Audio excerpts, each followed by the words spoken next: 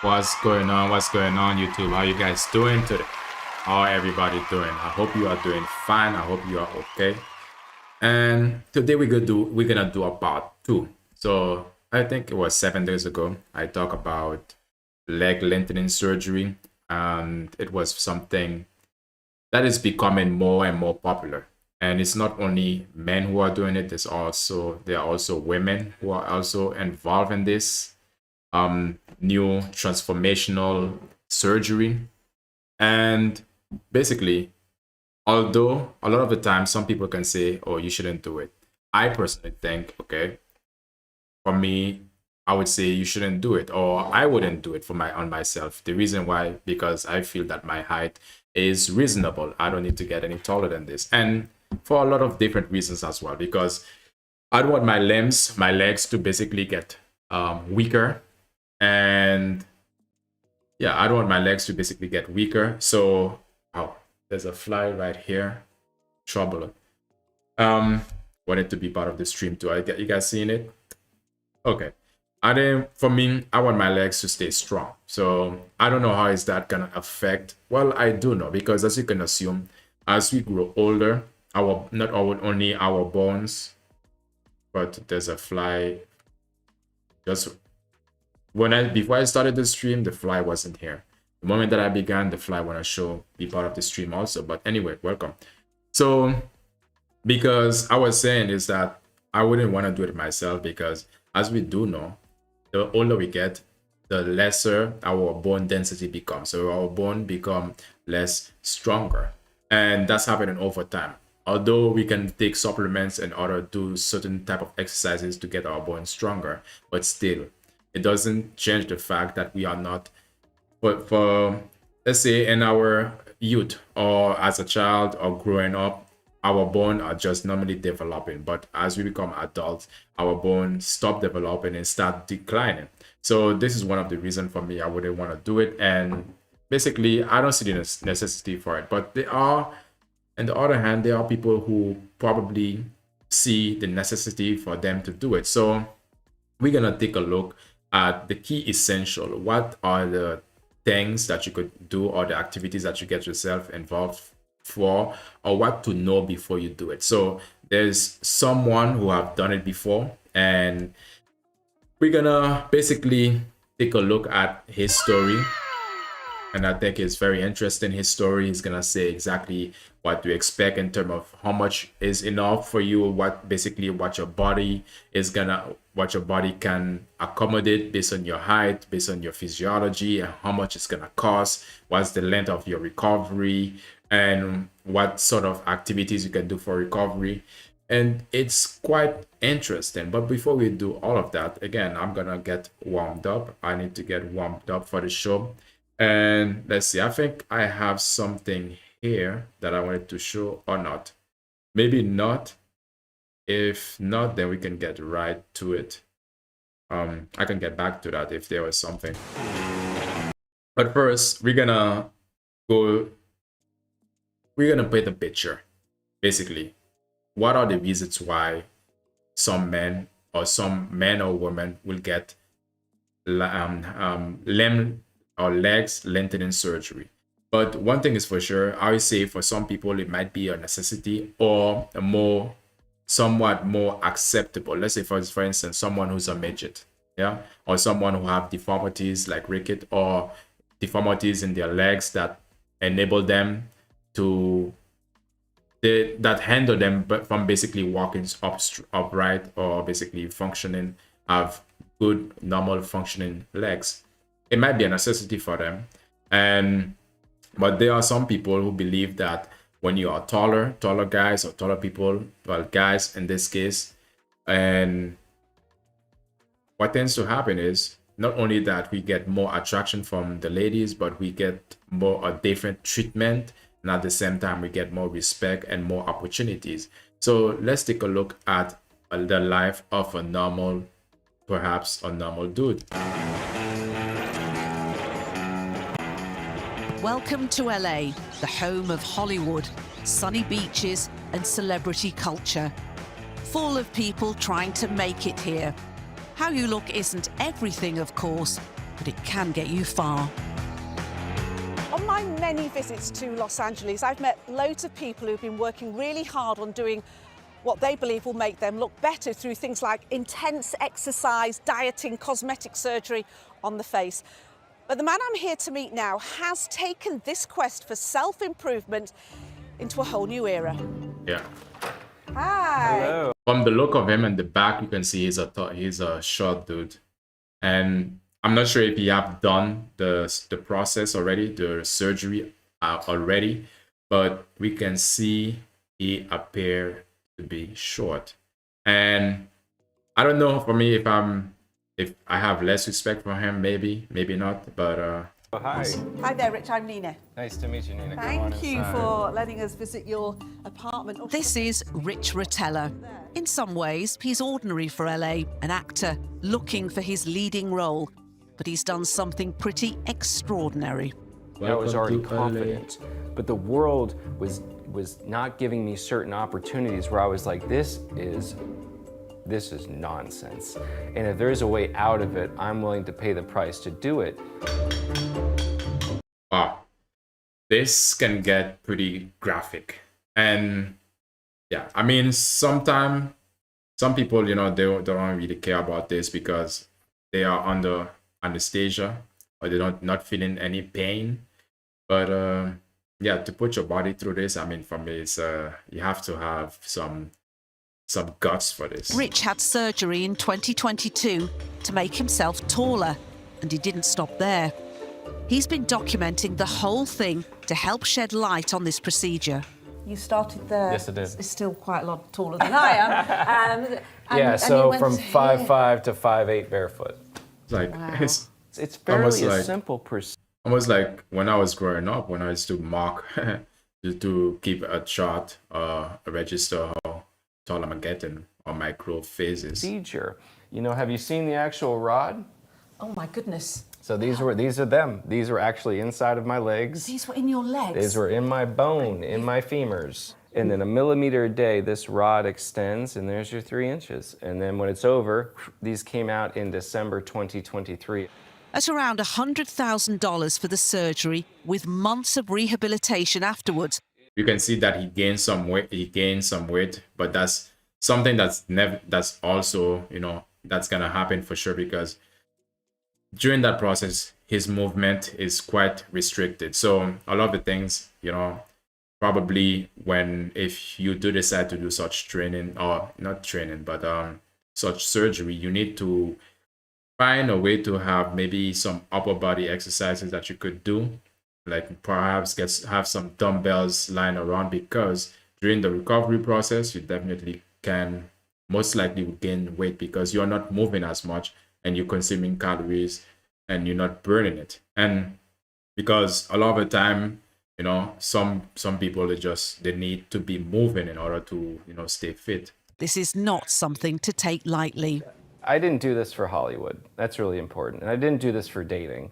I did this for me. I never asked to be All right, that's good to know, because normally the first time, I think it was last week when I made the stream, the guy did it because solely for dating, because he wanted to get more option in his dates, to look differently, from basically have a different attraction towards himself. But his story is quite totally opposite. tall. I just wanted to be average height. It's 2024. We can make people taller now. It's pretty cool. Sorry, I think that's mind-blowing. It really. is, yeah. That's incredible, isn't it? And Rich didn't go into this totally alone. He did his research in part from someone who'd been there himself. What's up, guys? I'm back with another video. All right, a little down, we're gonna take a look at this video that this guy makes, and he's gonna tell basically more of the rundown, because he's done it before, and who best to tell the story than someone who has experienced this sort of surgery. And today I wanted to do more of a vlog. Victor Egonu started a YouTube page where he puts up informative videos about limb lengthening surgery after having the procedure himself in 2012. You're walking around, Rich. Oh my gosh. He and Rich are now firm friends, and they're developing the documentary together. That is crazy. What did this happen? Let me put my other camera over there, actually, then that would be better. He's in Baltimore, thousands of miles away from LA. So we jumped on a video call. Hi, Victor. Really good to see you. I wanted to speak with him about how he started his journey. I had an accident when I was a young kid, and it basically fractured the lower growth plates of my leg, and basically it stunted the growth of one of my legs so that I had a leg height imbalance. They call it a leg length discrepancy. And I decided to kind of look into some, potential solutions, and shoe lifts was an option. But as I got older, I said, is this a permanent solution? And I came across this thing called limb lengthening. This was back in 2012, of July 2012. So I had the surgery then, and fast forward 12 years, I'm living the best life, So limb lengthening saved my life. And I feel like a superhero, and it's my moral obligation to kind of steer patients away from these inexperienced clinics so they don't go get, unnecessary complications to make this procedure take on a more like a very unhealthy reputation. And I mean, this is not the reason why. I mean, it's close to the reason why I made the stream, because it's more for awareness. Because again, I cannot tell people, what you should do and what you shouldn't do, but it's best to be informed, to make informed decision or better decision, or decision that are not going to affect you. Because again, just like he said, there are a lot of, because the more something become popular, the more different different companies or different people trying to open a business, it might not be to the quality that it needs to be, but still, how do you not get fooled for your money? And this is the reason why I'm doing this stream again, to be more informational, because if for people who choose to do it, because in his case, again, he decided to do it because he had an accident, and that's something that could be necessary for him, because there are a lot of people who have accidents who probably have a unbalance when it comes to their height, or the length. One of their leg is longer than the next. Then perhaps that could be an option for them to regain their life back. There's always going to be people who say, look, this is what you were given, just live with it. I think that raises the whole discussion of the stigma around this procedure. A lot of people who want to get this done, they're judged, and a lot of people say it's shameful that you would want to go ahead and spend six figures to break your legs. But those couple inches mean a lot to a person who's been, ridiculed for their height for all of their life, right? Facts. It is true, guys. It is true, because it is not just about I mean, people will shame other people for whatever they do or whatever they disagree to. But some people are seriously going through, a hardship, and they see that this is the only thing that can actually bring them some form of relief or some form of satisfaction to live. And this is the reason why also, that just like the first dude, he says he did it for him, for his self-esteem, for his self-confidence, because there are some people who go through life with lack self-confidence and self-esteem, and they never had it. But if you can do something about it and you have the money for it, might as well. The more I hear from Rich and Victor, the more intrigued I am about how this surgery actually works. Rich had his surgery here at the Paley Orthopedic and Spine Institute in West Palm Beach in Florida. Today, 18-year-old Julian from Panama is partway through the intense physical therapy after having the operation 2 months ago. This is the precise nail inside a femur. Dr. Draw Paley is considered to be one of the pioneers of this surgery and has been doing limb lengthening treatments for more than 35 years. The modern techniques of limb lengthening kind of date back to the mid-'80s. And in fact, probably credit is deserved to a guy named Gavril Abramovich Ilizarov in the Soviet Union, who in the 80s was doing limb lengthening using these external devices. If you think limb lengthening is something extreme, but I got something very much more extreme for you, which is basically, imagine that if you could replace your head with a different body. So basically take your head off and then put it in a different body. Imagine if that's possible. But there is a company who's actually trying this out, who basically is looking for more funding. We're gonna talk about it and shortly. You pull the bone apart, literally pull the ends very, very slowly, like a millimeter a day. The bone will produce enough bone to bridge the gap. He says it's a relatively safe procedure if you go to a reputable clinic. I mean, he would never say that it's unsafe because that's his business, right? I mean, he's been doing it for years, and perhaps just like, I mean, he would always be standing behind it. But again, you always have to basically do your diligence and know that this is also a risk that you're taking. Whether he says safe doesn't mean that it's not safe, but still, there are complications that could actually, you know, happen due to this type of surgery, and you gotta have an open mind. We're seeing so many disaster cases coming out of centers all over the world that compete with each other on price, but not on knowledge. And they're causing a lot of harm. So limb lengthening can be done, can yield amazing results in the hands of an expert. After years of speaking to patients, Dr. Paley has found that most of them are struggling with a condition he calls height dysphoria. You can go to therapy for 30 years, it won't make a difference for this. But you just do a few centimeters of lengthening and whatever bothered them stops. It's like a switch turns off. And that's what drove me to do more of this. I get asked all the time, you know, what are the long-term ramifications? Will I develop arthritis? So the answer to all those questions, I can answer up to 37 years. In other words, I have followed patients that long, and we're not seeing any evidence. And I'm probably the only person who can answer that.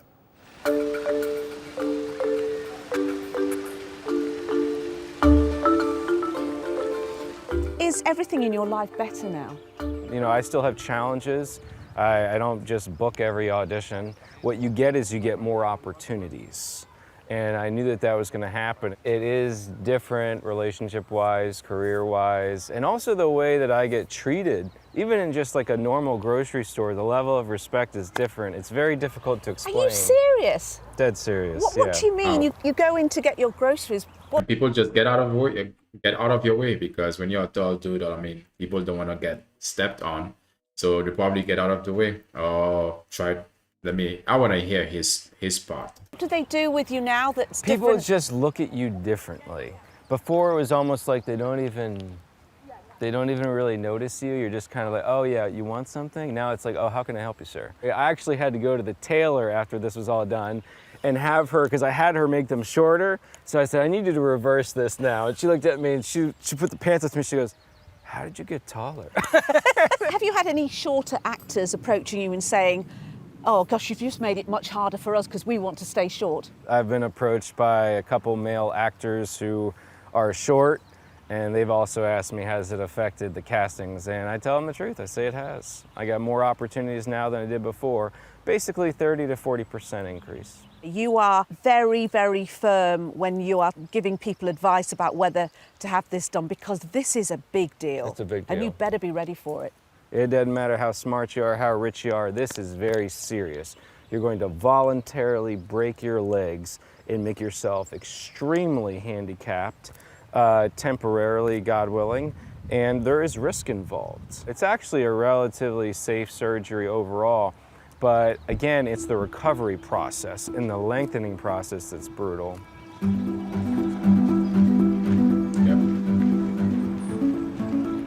Because the surgery part is actually, well, not the hardest part. The recovery is gonna be the hardest, because again, especially, I mean, you cannot move for a couple of weeks perhaps, and there are, you know, life still goes on. You still have to do certain things. You still have to eat. You still have to, you know, wash yourself. You still have to do a lot of different things that your body called for. And yeah, so, but still you cannot walk, because walking is something that takes up a lot of we use our walking to do a lot of different activities, as you can imagine, to get from one room to another room. I mean, you can crawl, but I mean, is that really actually handy? So I mean, if you're gonna do such surgery, it's best that you have, a lot of the time, some places might have, for example, like a retreat or a place that you can stay. You know, I know most of these places are, let's say for instance, in Turkey, and I think the ones in the US, maybe some places might have, let's say, a waiting room, not really a waiting room, but after surgery type of treatment room that you could basically stay for a couple of weeks, and then until you get back, have your mobility ready again, then you can perhaps move. But if you're gonna do this and you're all alone, you probably have to pay maybe a home, a traveling nurse or something. You're gonna have to basically think about your recovery moment, or what is it that you're gonna do, and who can fill that moment for you, or who can help you throughout this entire process of healing and regaining your movement back. So that's something that you really need to plan right and have the right resources for it when it comes to money and people. When I started out, I have to admit I was cynical. Why would someone have their legs broken to have them lengthened just so they're a few inches taller? But now I've met some of the people who've had the procedure, I do understand. They really wanted or felt they needed to have this done. And for them, it has been life-changing. Okay, you can see the after effect of the surgery, but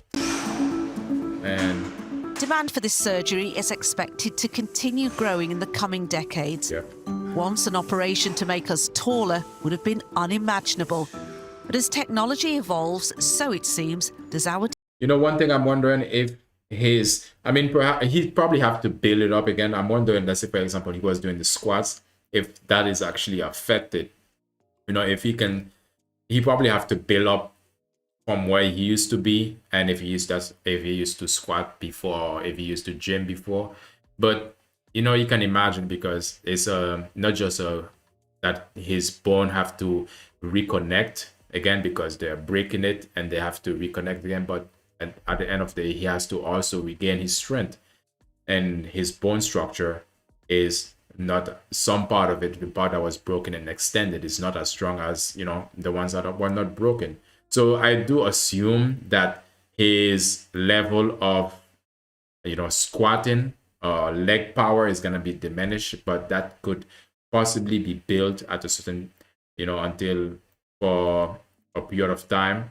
But again, I don't think he probably could get to the maximum amount. Let's say, for example, if he should be 100%, the fact that, you know, he broke his leg and he had a surgery, that would mean he'll probably lose 5% of the normal natural strength that he should have in his leg. But for some people, then, you know, that might not be so much of a big deal, because it depends. If he's not an athlete, he don't really need that leg strength. I mean, if he works, he's an actor, possibly, and if he's gonna be acting, then a lot of the stunts, he have the stunt man or stunt woman to do these things for him. And you know, it's probably he probably don't have to, you know, be using his legs so excessively. But if you're an athlete, that's a different story, because again, especially if you play in football or high impact type of sports, definitely I don't think that's something that's, you know, would be beneficial to you in the long run, because athletes in their normal state and their full 100% state of having their bones from the way it was made originally break their legs. So imagine someone who have had to extend their legs and, you know, extend their bones, and there's, you know, ideally it is to say that there is a place of weakness in their leg. There will always be a place of weakness, because we cannot sit here and think that, okay, it's all gonna heal to be 100% just like the other bones that, you know, that he had before. So there is an imperfection, but again, it is still, workable. He still can manage to live its life, the rest of his life, comfortably. And I'm not sure if he has possibly, pain, but think about it. What about people who break their hips and then they have to do hip replacement surgery? That's something they have to keep, they have to keep the new, I would say new hip, but let's put it like this: new hip for the rest of their lives. And possibly they probably need to take some painkillers, because there are certain time when it's cold, when the temperature changed drastically from hot to cold drastically, they can't feel the pain. But again, probably have to take some painkillers to actually help them to manage that. Desire to explore what is possible.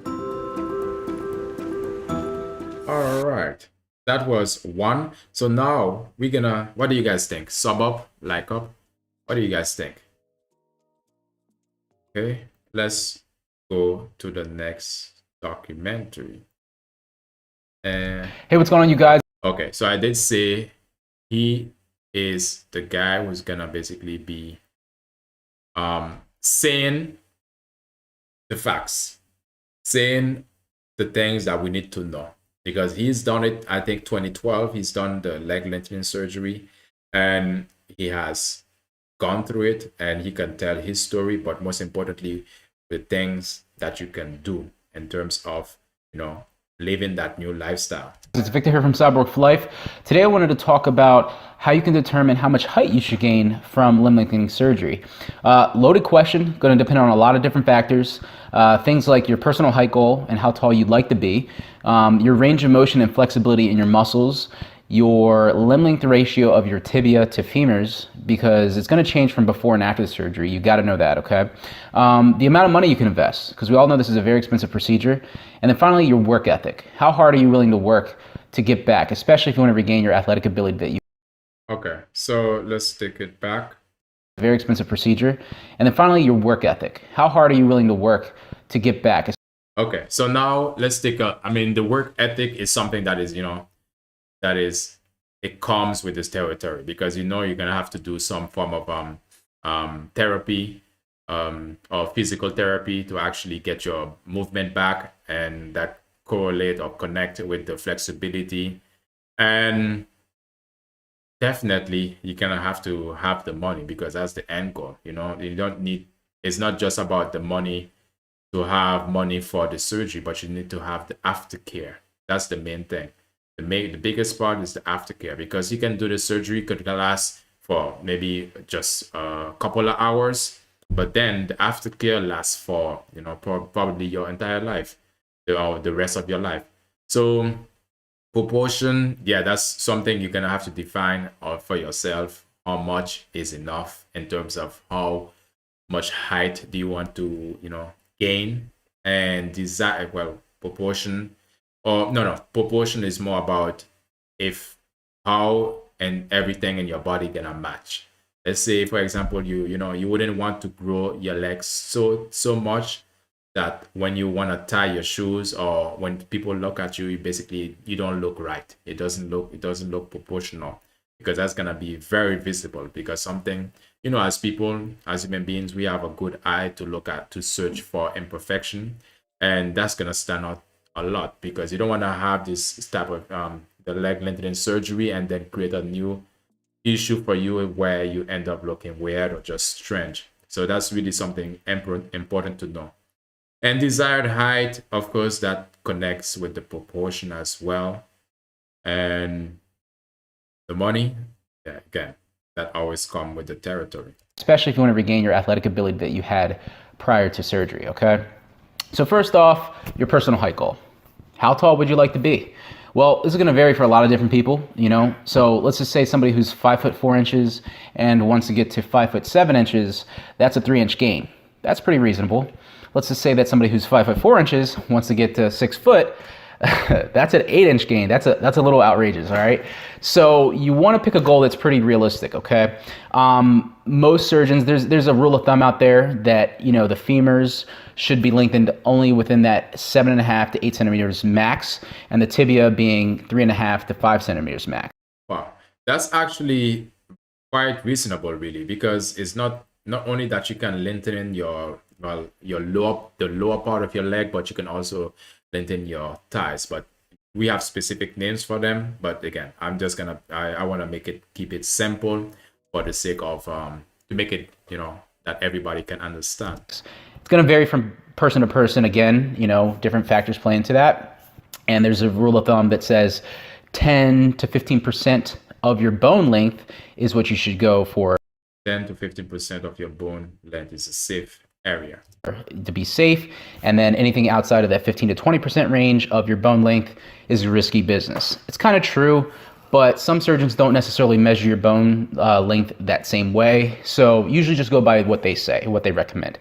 Because if you want, let's say, 13 to 15 centimeters in total height, you got to realize that you have to do 2 surgeries or more surgeries, because it's not going to happen in one surgery. It's just, it's impossible, okay? The amount of complications would be out of this world. 2 surgeries, not only that, 2 separate moments of recovery, but also more money. So you got to realize that, okay? But the next factor is going to be your flexibility, your range of motion in your muscles. When you sit down for your consultation with your doctor, they're going to get all the background information, health history, and all that. Then they're going to measure your muscle flexibility, okay? They're going to do knee flexion tests to check your quad flexibility. Let me remove myself. What did he? Okay. All right. Flexibility. One question that I have, because we look at it as only lengthening the bone. Think about it as well, because a lot of the him, for example, can be said to be a tester, an early adapter. So meaning things could change, because let's say, for example, all the muscle in the leg, on your leg, all the nerves, all the veins, and all of that has to also be stretched out. What are the consequences of, your bone? The soft tissues and your muscle and your veins, your all this network actually being stretched out. Do they, because you can understand the bone is broken, but the other tissues that I just mentioned, the other body parts that I've just mentioned, they are not cut to be lengthened as well. So something that knee extension for your interesting to find out. And hamstrings, dorsiflexion for your calves. They're going to check, IT band rigidity and stuff like that. Because if you're not flexible enough, you're not even a candidate for leg lengthening in the first place. Okay, so your doctor is going to check that, or at least they should if they're qualified. Okay, because that's very, very important. Okay. But that's not a big problem, because you can always become more flexible. You can always, if you're gonna be doing this type of you set up your mind that you're gonna do this surgery, you want to get taller, then definitely you can set up your mind to also go to maybe yoga or different classes for stretching, or you can just do some stretches at home to basically increase your flexibility. That's not a big issue. Next up is going to be your proportions. So I did a video a while back on your tibia to femur ratio. So if you take your tibia length divided by your femur length, and if you're in the range of, like, let's say, I think it was 0.78 to 0.82, that's the average proportional range of being symmetrical. And if, let's say, you're outside of it, if it's like 0.75, that means that your tibias are shorter than your femurs and you should lengthen them. And if it's like 0.85, your femurs are shorter and you should lengthen those, okay? So you can use that how you see it. So like if your doctor does measure your bones that way, you can figure out your proportion ratio and talk it over with them and say, hey doc, which one should I go? If proportion matters to you that much, okay? So that's a factor that weighs in on how much length you should get on each bone. Yeah, but still, true. Proportion might not matter to everybody. That's true. But one thing is for sure is that it looks better. It looks better than to be disproportional, basically looking kind of weird. And this is something worth knowing, because this is the calculation that the professional doctor is gonna do. But is it really necessary? Because the doctors are gonna be the one to focus on the proportion. And they're going to tell you again exactly what's safe, what is the safe limit, and what is actually extreme, and what most importantly, what length that your body can, that is safe for your body. The other thing is, how much money are you willing to invest? We all know this is really, really expensive. Okay, in the United States, somewhere close to that $100,000 range. Elsewhere in the world, maybe cheaper, but you pay for what you get. You got to be careful who you're going with. Find a qualified surgeon. Make sure you don't have any complications. But the point is that, if you want 2 surgeries, you're going to get, like, let's say over that 8 centimeters in length that the internal nail lengthens, or even if you're getting an external frame. Yeah. More height, more surgery equal more money. I mean, that's clear. You need to realize that you're going to have to do multiple surgeries, okay, to get, somewhere in that 5-inch range or 6 inches or whatever you're going for. So you're going to need multiple surgeries. So that's going to significantly increase, at least double the price. But the tibias are usually more expensive, so it could even increase it even more, okay? So you got to realize that price is going to be up. Another factor that's going to play into it is how long you're going to be out, okay? Yep. Because this is not like a flash in the pan type thing. You don't like, I had an interview with Dr. Maboubian the other day, and he basically said that, you don't just walk in and get taller. It's not that simple. You got to go through months and months of, meticulous lengthening and rehab to get back to where you were, to be taller. So, for example, let's say that you wanted to get 8 centimeters, which is 3 inches on your femurs, okay? Well, that's going to take, usually you're lengthening at about a millimeter per day, right? So, and you don't actually start until about 5 or 7 days after the surgery. So you're looking at, let's say, 8 centimeters, that's like 80 millimeters plus 5 or 7. So like you're looking at almost 90 days of the distraction phase, okay? Then you have to go through the healing phase. So you're looking at anywhere from, because the 8 centimeters distraction, you're looking to heal that for like 6 to 8 weeks. So you're looking anywhere from between 4.5 to 5 months of being out, okay? And if the tibia is less length, you probably will heal a little quicker, although they don't heal as quick as the femur, so it might be around the same. But yeah, okay. But that's really good to know. If you're gonna take a half a year to actually be out, to basically be healed, you can start to think about also what you would want to do during these moments, because not only that you're gonna be doing the physical therapy, or basically, the aftercare, but more importantly, you can figure out, plan what you want to do as well. Maybe you can, you can do some different type of side hustle, or plan your time accordingly, because again, you don't want to be sitting down all the time just watching television or just basically doing nothing, because that could be it's basically terrible for your mental health. So I mean, if it's better to know than actually not to know, like what could happen, because you can have more control over your time or your activities that you're gonna fill your time with. Looking at around 5 months of taking time off. So can you take that much time off from work? That's going to depend on how much length you can get. If you get less length, you'll be able to have faster. Okay, length, femur, 8 centimeters. Oh. 1 millimeter per day. That's actually not that much. Okay. Wow, 5 months of total downtime. Wow. That's it's not only time consuming, but it's also money. I mean, it's not only money consuming, but it's also time consuming. Now, I'm not saying that you should, but just make sure that you have that factored in, okay? And then finally, your work ethic. This is a pretty controversial and debatable topic. You have people who say that you can't get back 100%. You can only do about 80 or 90% of what you were pre-surgery. And then you have other people who say that, yes, you can get back 100%, and even surpass it, myself included. Guys, it's going to just matter to 3 different things. Okay, did he say surpass 100%? Like, how are you going to do that? How are you going to, how is it that you're gonna make yourself more than 100%? Because 100% is as best as it gets. It's like basically the best you can get, right? It's gonna be, did you lengthen within the safety parameters? The 7.5 to 8 centimeters for the femurs, or the 3.5 to 5 centimeters for the tibia. Okay. Did you work religiously hard on the physical therapy and rehab routine that you have in place? Okay. During distraction and consolidation. Okay. Or did you have some sort of complication come up, or did you sneak some extra length in there? Okay. And not tell your doctor. Okay. Well, they'll see it because of the x-rays. Yeah. And then three is, did you make yourself a rebuilding and rehab and strengthening program for post consolidation? Okay, because a lot of people think that this ends after consolidation. No. This goes on much further. Okay, which is Yeah, exactly. If you're lazy, if you don't like to train, if you don't like to move, basically if you don't like to train, then probably that's not for you, really, because you're gonna have to do the training to regain your strength, to help your body to actually heal.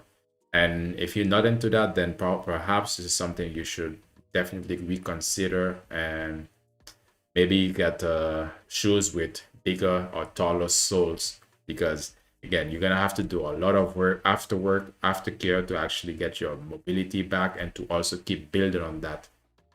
why I kind of find it funny that a lot of people who say that you can't get back 100% are the ones who are not even finished with their process yet. They're talking like they've been through it all, but you're not gonna be 100% until about a couple years after you have your devices removed. And these people haven't even had their devices removed. You know what I mean? So I think it's kind of funny how they can, certainly say with certainty that you can't get back when they aren't even close to being done. They're only about 60% of the way through the process. So be careful who you listen to, because here's the thing, it will change your biomechanics. You will be different after cosmetic limb lengthening.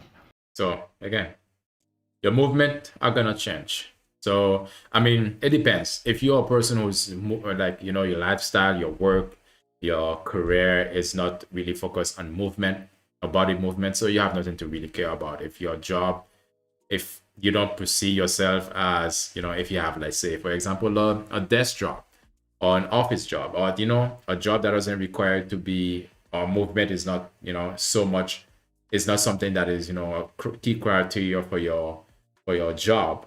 I'm talking about big movement, like sport, for example. And then you don't have to be concerned about, but again, your movement is going to be affected.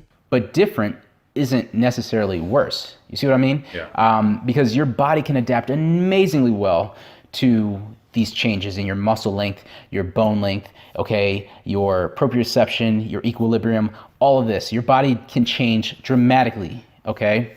But the thing is, it takes time. It takes time for you to learn your new body. It's like driving a new car. It takes time, okay? Maybe you can learn that a little quicker, but in your new body, you can definitely learn things. Now, if you get complications, on the other hand, and you over lengthen, or if you push things to the max, or if you weren't very flexible to begin with and you overshot it, then that's going to change things. But if you did it within a safe range, you worked very, very hard on your rehab, you slept well, you ate well, you did all the things correctly, then you should be able to go back, provided that your surgeon did a good job. Okay? Because for me, I made a rehab program and rebuilding program before the surgery even happened, and I tweaked it along the way so that maybe if I did this again, or if I can help people like you, okay? And this is exactly what I mean, because once you know the timeline of what's going to happen, because it's very straightforward. It's not like, you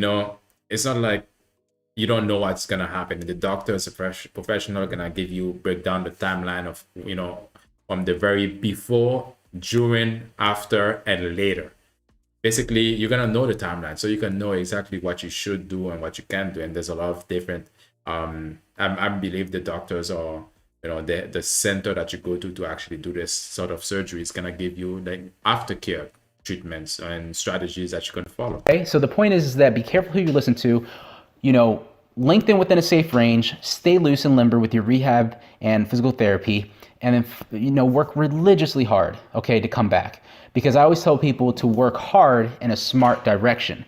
And what that means is that you have to have a strategic and effective plan in place, okay, that's going to get you to where you want to be without, all the ups and downs, okay? All right, so guys, that's all I have for you today. I hope you found. And again, when the ups and downs, well, thank you first. Appreciate it, bro. Appreciate it. Another thing also is to be ready for the ups and downs, because this is what life is about, you know. I mean, sometimes you know, life is not just a straight line, because sometimes you will have moments that you probably regret it. But first thing first, I think you should really consider your decision, if that's something that you really want to do, before anything else. That's one thing for sure. So that was it for, you know, the main event, or like more information or bring awareness to people who want to do such basic such type of surgery. And it's gonna be something that a lot of people are gonna look into doing in the future. But you know, one thing is for sure, because a lot of people, like a lot of the guys, want to do it for, you know, for the race. A lot of them want to do it because they want to attract a more attractive ladies, or be more attractive to the ladies. But you know, is that cheating? You know, is that cheating? Is that, you know, not playing the game fair?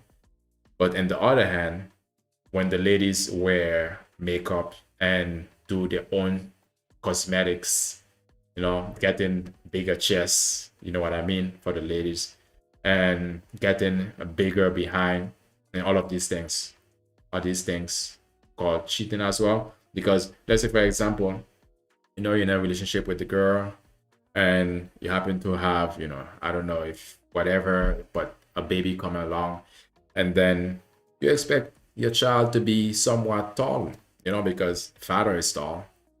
But then come to find out, the child takes your height, your original height. I'm not talking about your, you know, cosmetic or lengthening surgery height, but you know, your DNA height.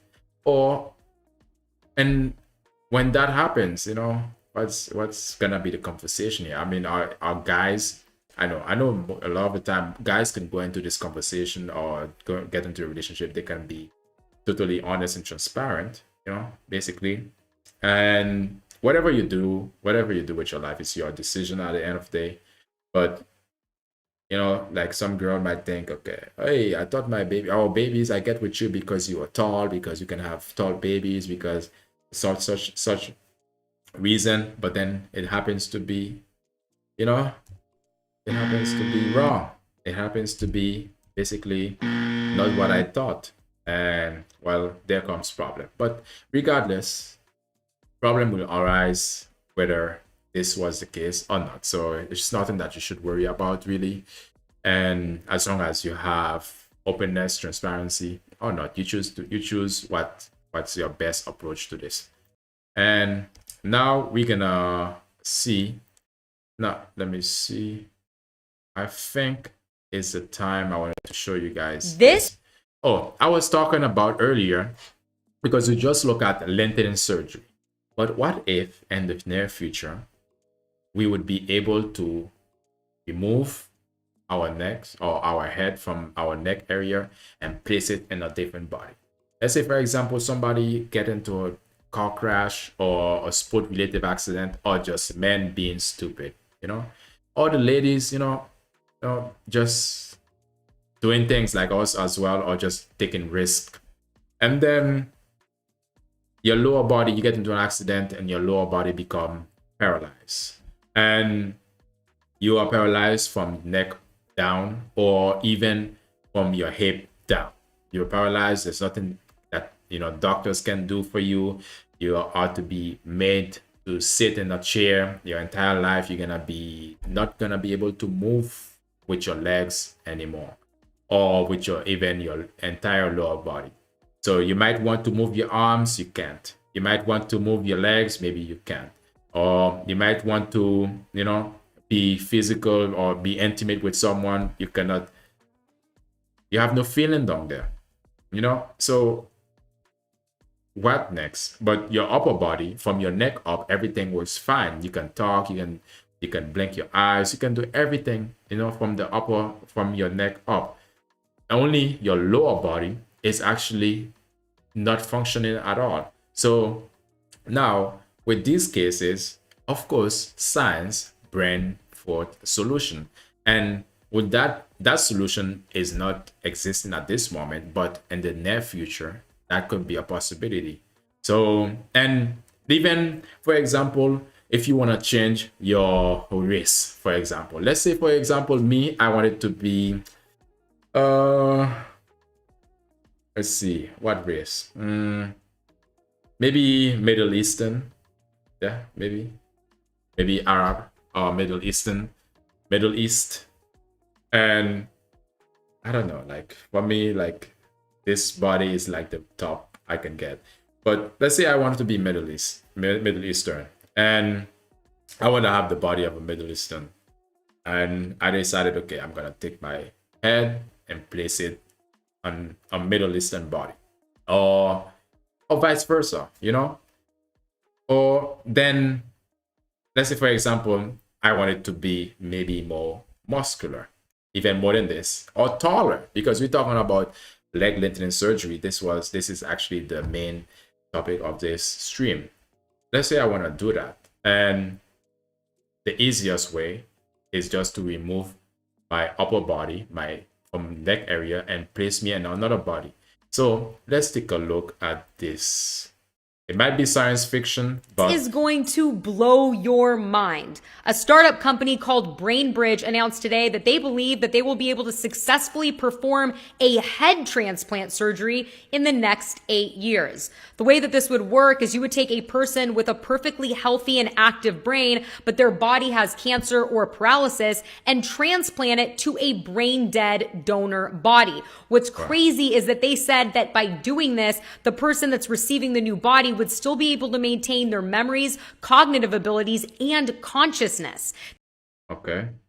They say that the brain... But one thing is for sure is that it's not only about memory up here, it's also about memory from down here, because we all have muscle memory. We have, you know, every organs or every part in our body have a specific type of memory that it holds.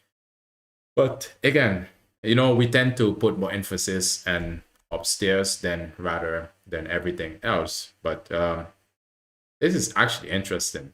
Could last several hundred years if it had a good working body, and that might be a potential in the future, but that this would also give people with different ailments a second chance. The procedure is advanced and way over my head, but it uses robotics and AI technology to make sure that the precisions and refusing are exact. It's crazy because you have to wonder if somebody that was 6'4" will end up 5'6", or the other way around. Yep. Yeah. I mean, this is quite interesting, but you know, something that I ask, like, okay, it is interesting. It is, maybe it could be a possibility, but why don't we focus on solving the problems that has been, you know, going around for such long, for decades? What about, let's say, cancers? What about diabetes? What about a lot of different, you know, illnesses that have been plaguing our society for decades, or for centuries even? So why don't we focus on actually, you know, changing these things? Maybe, you know, replacing having a head transplant could be the solution. Maybe, let's say, you know, if you have diabetes and basically it's from your lower body part and your organs, you know, you might not be able to get an organ transplant, but maybe you can get a new body. But now that's gonna also call for new issues, because not only that they have organ transplant or organ the black market for organs, where this is really a dark story. But what about, let me see, yeah, but what about, again, are people gonna be taken off the street so they can be, you know, transplanted and stuff like that? You know, this is quite interesting. It's actually a real life BrainBridge. This is a company that's actually working on these things. And let me see.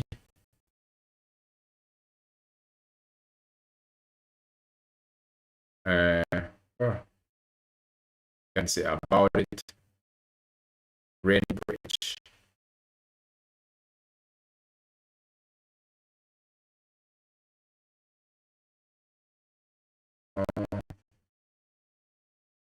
Well, actually, it's nothing different. It's not something different that we haven't seen from the video right here. but from the clip. But again, there's it's the website is brainbridge.tech. Something interesting to check, to think about. Is that gonna be possible? Maybe in the future, but is the fact of the matter is, when we have a new body, does that mean our face, our head gonna be renewed? There's a lot of questions that we have, because again, there's a lot of questions that you might have. Let me know. Let them be known in the comment section. Now, moving forward, and I believe there was no more. Yeah, there's one more. This is specifically for our parents. For our parents, this guy George Wendt passed away. I believe it was yesterday he passed away, and he's played in a lot of different TV shows, and especially Cheers. Yeah, that's definitely for my parents. And guys, your parents might know this guy, and luckily he has, he's no longer on this earth. Probably you can share this to your parents, and the parents will, because again, just like us, we have our own superstar at this age, or in this era, that we actually, look up to, and grown on, a lot of different TV shows that we actually, that are somewhat teach us a lot of different things or keep us entertained. And for our parents, this George Wendt was one. And I remember watching that. My parents used to watch some of his episodes, so this is why it's worth mentioning. And moving on, I don't know if you guys watch football, and I played, but I hardly watch it. So anyway, I see that Manchester City was versus Bournemouth has been a big news, and Manchester City won, and that's actually a good thing, I believe. But again, that might not be something that everybody care about. But again, what do everybody care about? What's something that all of us can actually relate to? This is it. Something to make us laugh. Okay, have you guys ever noticed this? I don't know why I keep sliding off this chair. Like there's a blue. Anyway, have you guys ever noticed this? That a dog, it happens to human being also. Just like when you're in a relationship with someone for such a long period of time, you end up looking just as similar as the person. Very much similar. But again, this happened to people and dogs as well. I didn't know. Bruh. Like, I didn't know this. I did notice it for maybe a couple of years ago. I've seen it because they realized the dogs, or maybe is it the dog develop or look like the person, the owner, or is it that the owner select a dog that looks just like them, or a pet that resemble them? Is that the criteria when we go and to choose a pet? Is that a criteria that we actually look for? Something that resemble us, that we can connect to, that we can see, and it can make it easier for us. Just like, for some people, they look at their dogs as their babies or their cats, but in this situation, dog or their pets as their babies. So, your baby, and if everything else situation are right and rightly ordered, your baby gonna have some form of resemblance towards you. But now this was something that just it just came to my attention again, and I don't know if you guys notice it, but is it that people choose pets that looks like them, or the pets over time take on the personality or not the facial features, but the temperament of the owner? All right, let me start it over. Look at the dog. Look at the puppy. Check it out. And look at the grandma. Look at granny and the puppy. Look at her And look at the dog. Look at the puppy and her. Seriously. I mean, isn't it like, wouldn't you say that that's a match made in heaven? Look at that.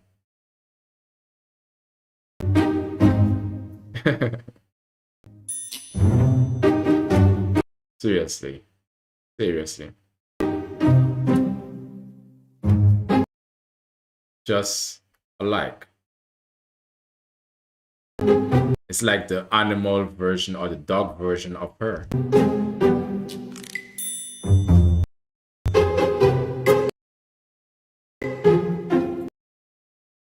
I don't know if you guys can actually see it, like the resemblance, like the small, subtle resemblance.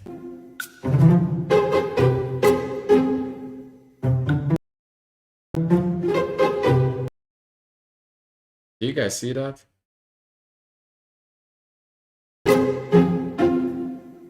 Look at this one, was like really interesting. The dog just walked just like him.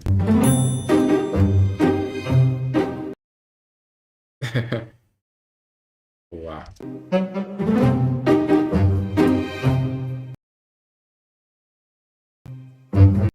I mean, maybe this one is just the red hair color, but again,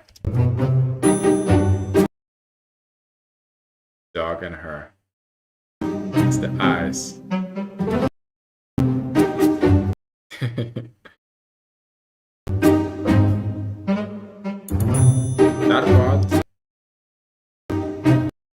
That part I didn't get. Wait, hold up. I think there's more to the video that we're not seeing. Maybe something is it large enough? Okay. I think that's the max anyway.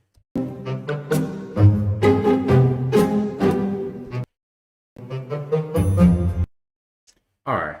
So, and the topic of talking about pets or dogs. But did you know also, when you have a dog or pets, let's say, for example, dogs and cats, they carry a certain type of worms or parasites, because parasites live everywhere. Everywhere. You cannot see them easily because you are so tiny, but they live in us, on us, in the air, everywhere.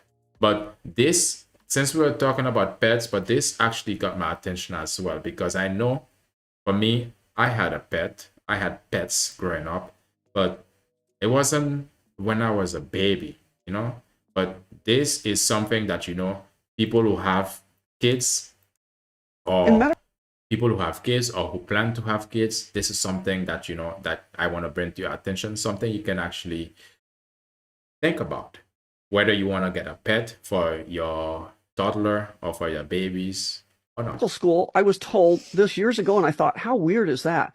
That if you have a lap dog before the age of 5, you have an increased risk of developing multiple sclerosis. Now, why would that be? I mean, if we think this is we're going to take a look what is multiple sclerosis later on. We're going to see how it manifests in people's life. Immune disease, which doctors today will still tell you that they don't know, it's immunologic, it's blah, blah, blah.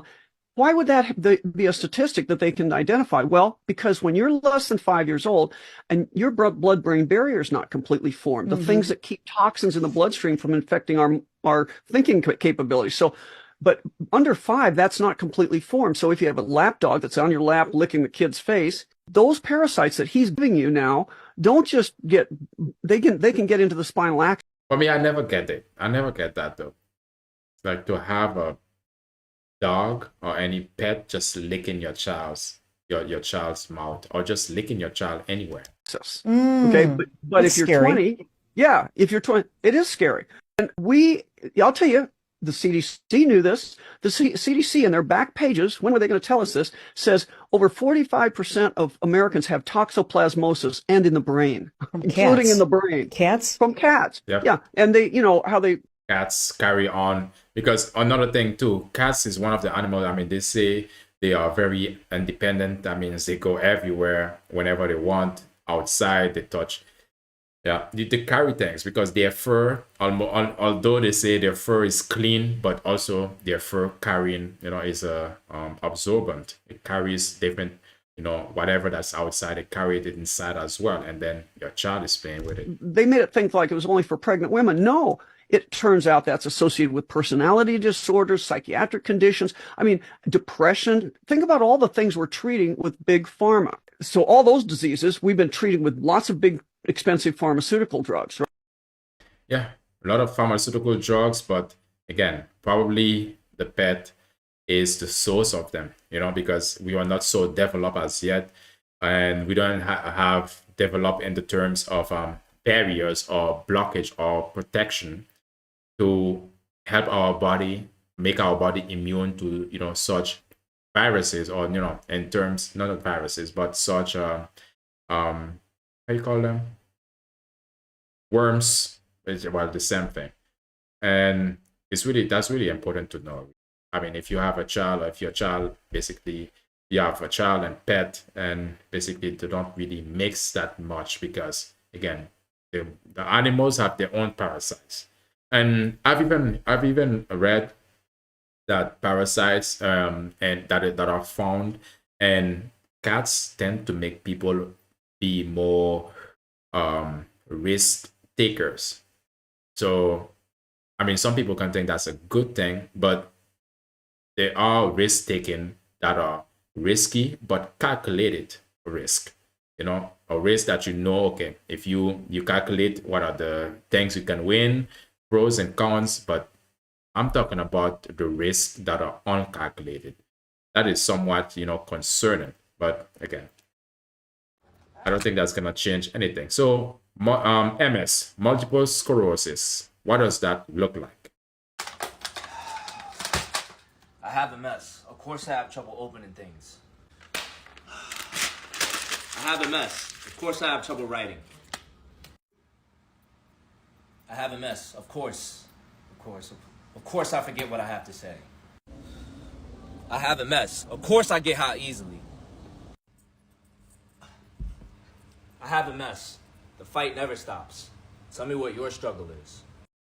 Again, that doesn't mean if you have any of these issues that he mentioned, if you are not diagnosed with MS, that doesn't mean that, you have it if you haven't been diagnosed with it. But, that's basically how it manifests in people who are dealing with it. So what can you do about it? Basically, let's find out what is multiple sclerosis or MS and treatment. Multiple sclerosis is a chronic disease characterized by recurring inflammation in the central nervous system and the destruction of myelin. Myelin is the material that isolates and protects the nerve cell endings. When it is destroyed, the nerve signals are slowed down, causing visual problems, paresis, sensory disturbances, etc. In the blood, there are different types of sensory disturbance immune cells. Two of them are labeled Th1 and Th2. These cells exist both in the peripheral blood and in the blood vessels of the central nervous system. In the central nervous system, Th1 and Th2 has the following effects. Th1 promotes inflammation and the destruction of myelin. Th2 has the opposite effect. Th2 also secretes a substance that promotes healing and growth of myelin. Multiple sclerosis is characterized by an increase in the number of Th1 cells and a reduction of the Th2 cells. Copaxone reverses this imbalance by activating Th2 cells in the peripheral blood. These Th2 cells migrate to the central nervous system, and there the Th2 cells are reactivated when they connect to the protein called MBP. This protein is by mistake produced in patients with MS. When the Th2 cells are reactivated, they produce anti-inflammatory substances called cytokines and a substance that promotes healing of the myelin. The name of the healing substance is brain-derived neurotrophic factor. This might be very technical for some people, but again, let's keep it, keep it simple. Let's keep it not so technical. And she's gonna say 6 things that she does for MS, and her MS, after she's done these things, her MS has been in remission or more in control. She's been or more under control or more, basically somewhat maybe non-existence. Let's listen to what are the things that she have done. And everything that she mentioned in here, again, is a win. Yeah, that's for sure.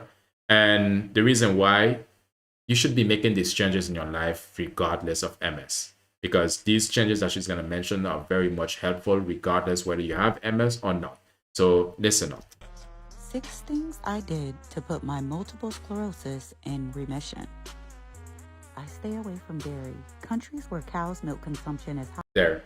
That's one thing for sure. I stay away from, you should stay away from too. And if you, my complexion, and yeah, when it comes to Hispanic and even Asians, we tend to be dairy tend to not go well with our body. That's something you gotta really eliminate it from your diet as much as you can. And dairy is found in a lot of different things like sweets, chocolate, and ice cream, and a lot of different sources, and protein, for example. But you can get the iso protein, so the ones that remove the lactose from it, lactose free protein that is from whey. I think whey brand, the whey has iso free, basically lactose free protein. I have high rates of MS, so I don't eat any cheese or any cow's milk. It's very low. And cheese, I forget cheese. Frying with oil results in the formation of highly toxic Wait, products. hold up. I think the volume was ultimately low. I want to make it a bit. 6 things I did to put my multiple sclerosis in remission. I stay away from dairy. Countries where cow's milk consumption is high have high rates of MS. So I would assume, let's say for example, the Netherlands has a lot of MS because again, and the Netherlands is dairy is something that is we produce cheese and is very much and part of our diet. But also in the West, for example, on the West, there's a lot of the time a proper breakfast is said to be cereal, and a lot of the time, what do you have cereal with? Not water, but you will have it with milk, right? I don't eat any cheese or any cow's milk. And some people, the cheese, they cannot get rid of it. They cannot stop eating the cheese because the cheese, so something, and the cheese, I think, was niacin. Well, there's some ingredients in the cheese that make it very much addictive. So it's really something hard to stop eating. No fried fruit. Frying with oil results in the formation of highly toxic products and can be even worse than saturated fats. Processed foods have saturated fats, trans fats, sugar, and many other chemicals. These can increase inflammation in the body. I make sure I take supplements. Some of the supplements I take are vitamin D, magnesium, D3 is better, D3. Multivitamin, and LDN. If you can take vitamin K and with the D3 is better. I try to exercise. Exercise releases hormones in the brain. Those hormones stimulate the growth of new brain cells. I stay away from stress as much as possible. Stress can damage your body and also cause you to have a relapse. Follow me. Yep. Facts. Stress is no good at all. I mean, a lot of the time, if you can manage the stress, there are stress that are normal in life, but there are stress that are unnecessary. There are some people that just want to give you stress. They just want to basically just give you stress to see or press your button to see how you can react. A lot of the time you gotta be, get away from these people, because a lot of the time stress is not necessary. And these people, they are just basically wrong for this. They are wrong for this, to try to stress people out, because life can be much more simple. And if you are being stressed out by somebody and you can identify or talk to them and it's becoming, you brought it to their attention and they're not doing anything different to basically not do it anymore or not causing you that stress, get rid of, tell this person, tell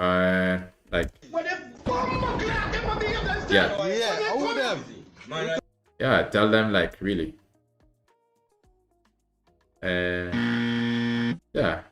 Get away. But I think we are almost there. I think that was about it. about it. That was the show. Let me know what you guys think. Sub up, subscribe, sub up, like, and like. What? Toodaloo, motherfucker. Hey,